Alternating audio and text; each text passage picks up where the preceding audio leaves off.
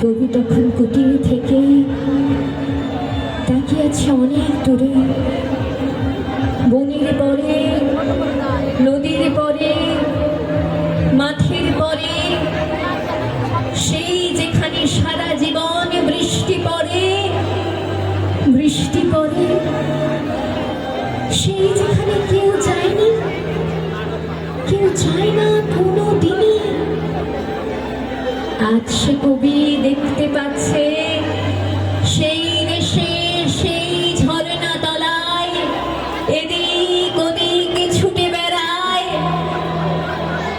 সোনায় মোরা মেঘ হরিণী,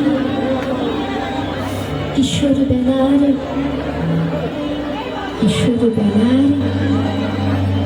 সেই হরিণী।